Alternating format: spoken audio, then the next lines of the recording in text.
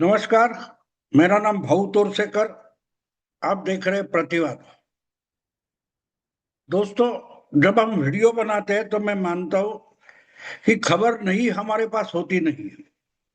हमने जो कुछ देखा है, सुना है, जो दुनिया ने भी देखा है, सुना है, हाँ, बस वो समझाने की कोशिश करते हैं, इसीलिए पॉडकास्ट या वीडियो होते हैं। कुछ घटनाएं देखकर हमारे मन में सवाल पैदा हो जाते हैं कि क्या हो रहा है। और अक्सर ये बात होती है कि अगर नासमझ पत्रकार हो, रिपोर्टर हो, तो उसको खुद को खबर पता नहीं होती कि खबर क्या है, और उस पर लंबी लंबी बातें कर जाते हैं।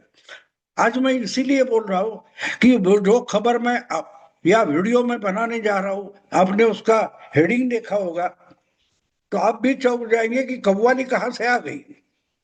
कव्वाली कहां से आ गई?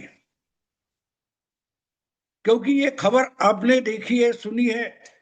कांग्रेस पार्टी की वर्किंग कमेटी की एक मीटिंग होने वाली थी, बैठक होने वाली थी, और बिल्कुल उस पर पहले कांग्रेस के एक वरिष्ठ नेता, मध्य प्रदेश के पूर्व मुख्यमंत्री है डिग्गी राजा, आजकल वो कांग्रेस की तरफ से राज्यसभा के सदस्य है, सांसद है, और उन्होंने अचानक से आरएसएस यानी राष्ट्रीय स्वयंसेवक संघ की सराहना की कि भाई संगठन हो तो बिल्कुल आरएसएस जैसा होना चाहिए। आरएसएस के विचार मुझे पसंद नहीं है, मंजूर नहीं है, फिर भी उनका जो संगठन है, जिस ढंग से वो संगठन चलाते हैं, जनमानस पर जनमानस को प्रभावित करते हैं, संगठन तो वैसा होना चाहिए, वगैरह वगैरह वगैरह। तो बात साफ है, अगर कोई कांग्रेसी सावरकर हो या आरएसएस हो, इसमें कुछ अच्छी बात ढूंढ लेता है तो इमीडिएटली कांग्रेस के बहुत सारे नेता प्रवक्ता राहुल भक्त जो है वो उसका ट्रोलिंग शुरू कर देते हैं, उस पर टूट पड़ते हैं। और ये आज की बात बिल्कुल नहीं है। जिस मध्य प्रदेश से दिग्विजय सिंह आते हैं, उसी मध्य प्रदेश से एक समय था 10 साल 12 साल पहले, सत्यव्रत चतुर्वेदी नाम के एक नेता हुआ करते थे। उस वक्त तो राष्ट्रीय कांग्रेस के राष्ट्रीय प्रवक्ता थे, नेता मध्य प्रदेश के थे।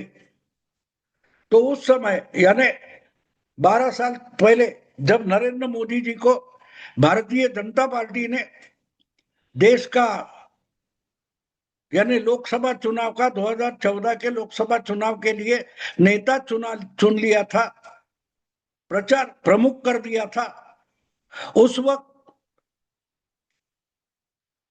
कांग्रेस के ही बड़े नेता और राहुल गांधी के आज के लाडले जयराम रमेश ने बोल दिया था कि आजादी के जंग के बाद और आजादी मिलने के बाद कांग्रेस के सामने अगर सबसे बड़ा कोई चैलेंज आया है तो उसका नाम नरेंद्र मोदी है।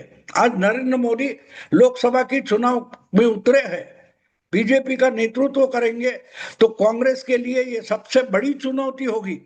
बस इतना बोल गए थे एक केंद्र के मनमोहन सिंह गवर्नमेंट के राज्य मंत्री जयराम रमेश, और ये सत्यव्रत चतुर्वेदी जो मध्य प्रदेश से आते हैं और कांग्रेस के प्रवक्ता थे, वो टूट पड़े थे जयराम रमेश पर। इतना ही मोदी भक्त बन गए हो, इतना ही मोदी से प्यार करते हो तो छोड़ दो कांग्रेस और बीजेपी में चले जाओ और मोदी का समर्थन करो, मोदी की आरती उतारो, कोई बात नहीं।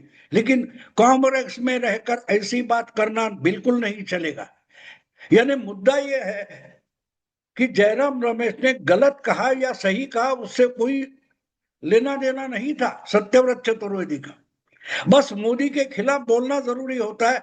अगर मोदी सूरज को सूरज बोले तो उसका निषेध करना चाहिए, और सूरज को चांद ठहराने की कोशिश करनी चाहिए। इसका मत कांग्रेस का निष्ठावान बन जाता है, लॉयल गांधी फैमिली हो जाता है। तो इसी ढंग से अगर उसी मध्य प्रदेश से आज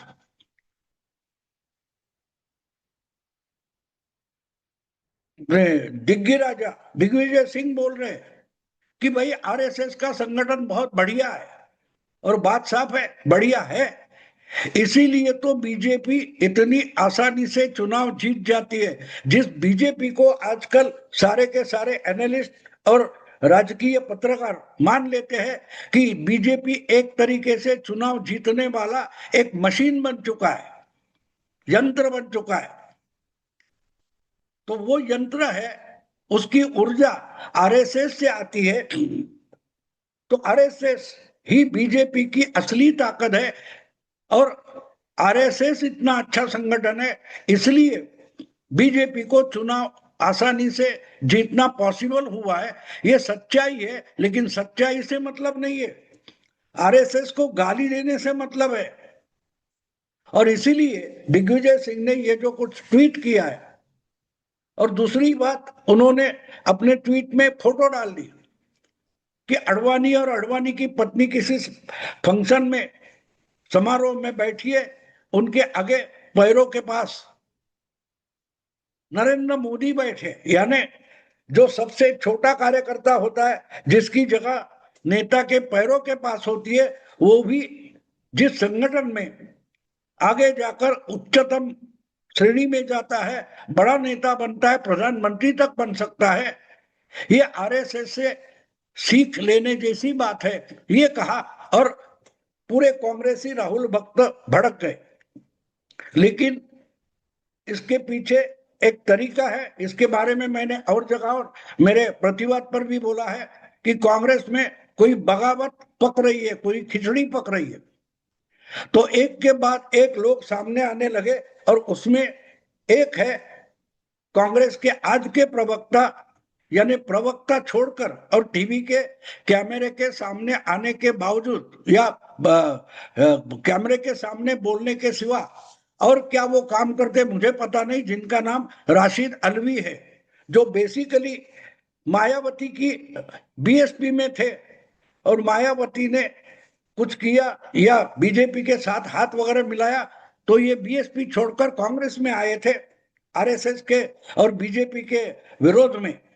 आज वही राशिद आदमी बोल रहे कि बिल्कुल सही है, दिग्विजय सिंह ने जो कहा ये बिल्कुल सही है, लेकिन दिग्विजय सिंह ने जो बात बताई नहीं थी, उसके आगे जाकर राशिद अलवी ने हाइड्रोजन बॉम्ब फोड़ा है, और उसका पता मीडिया को तक नहीं लगा है। ये सबसे बड़ी खबर है कि इतना बड़ा बम फटता है, पॉलिटिकल बम फटता है, और मीडिया को पता तक नहीं क्या बम है।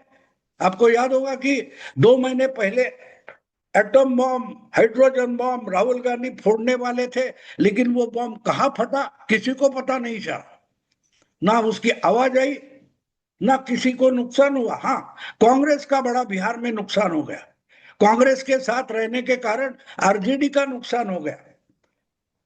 तो बॉम्ब फटता है कहा और कैसे फटता है, ये ना कांग्रेस को पता है, ना मीडिया को पता है। इसलिए राशिद अलवी ने जो बयान दिया है, उस बयान से कौन सा बॉम्ब फटा है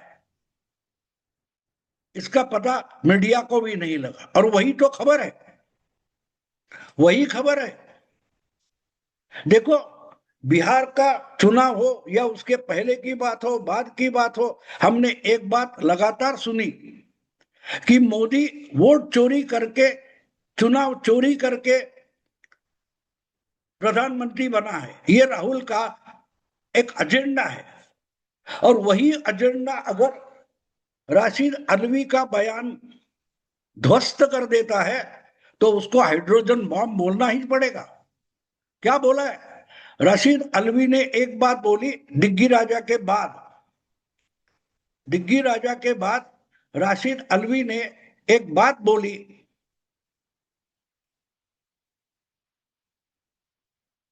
आरएसएस एक बड़ा संगठन है और उसकी इतनी ताकत है कि वो बीजेपी को जिता कर दे सकता है, लेकिन अगर आरएसएस चुप हो जाए, काम करना बंद कर दे, तो बीजेपी हार सकती है। ये सच्चाई राशिद अलवी के बयान में आई है। और बोलते बोलते आरएसएस के बारे में डिग्गी राजा के बाद बोलते हुए अलवी कहते हैं, पिछले पार्लियामेंट्री चुनाव यानी 2024 में 1.5 साल पहले जो देश में लोकसभा के चुनाव हो गए, उसमें आरएसएस ने अपना हाथ पीछे लिया तो बीजेपी की हालत क्या हो गई देखो। इसका मतलब राशिद अल्वी बोल रहे हैं कि आरएसएस बीजेपी से, नरेंद्र मोदी से नाराज थी, इसलिए आरएसएस 2024 के चुनाव में उतरी नहीं, पीछे रह गई, उन्होंने काम नहीं किया, तो बीजेपी की बुरी हालत हो गई। बीजेपी 300 से घटकर 240 पर उठक गई। तो बीजेपी 240 पर अटकी, इसका कारण राहुल गांधी के प्रयास नहीं थे।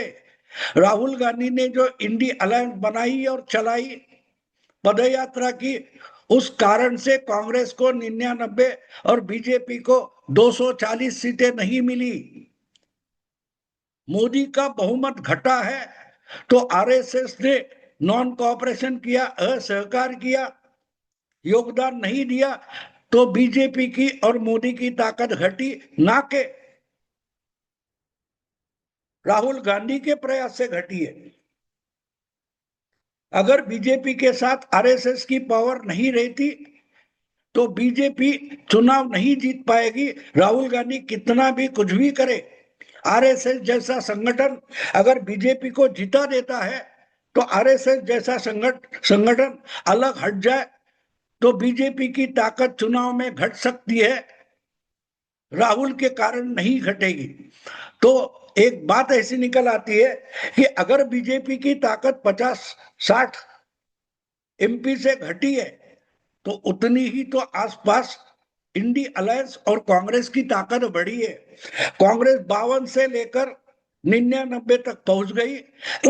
इसका श्रेय राहुल गांधी को नहीं है, ये अलवी का कहना है। रशीद अलवी जो बोल रहे हैं उसका मतलब ये है कि राहुल जो फुदक रहे पिछले 1.5 साल से, हमने नरेंद्र मोदी का अहंकार तोड़ दिया, हमने मोदी को हरा दिया, हमने बीजेपी का बहुमत घटा दिया, ये जो फुदक फुदक कर राहुल गांधी कह रहे हैं, ये सरासर झूठ है। राहुल गांधी को, बीजेपी को अगर कमजोर किया है तो आरएसएस ने असहकार से किया है, ना कि राहुल के प्रयास के कारण मोदी की ताकत घटी है। तो ये तो हाइड्रोजन बॉम्ब हो गया। और जो राहुल गांधी बोल रहे हैं उसकी भी खाल उधेड़ दी है राशिद अलवी ने।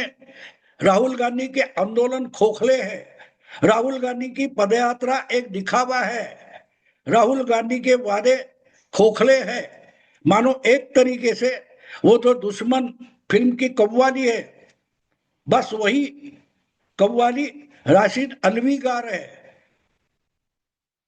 सच्चाई छुप नहीं सकती बनावट के असूलों से, संविधान बचाओ, जंत्र प्रजातंत्र बचाओ, ये जो झूठी बात सच करके सच्चाई कहने की कोशिश राहुल करते हैं, उसमें दम नहीं है।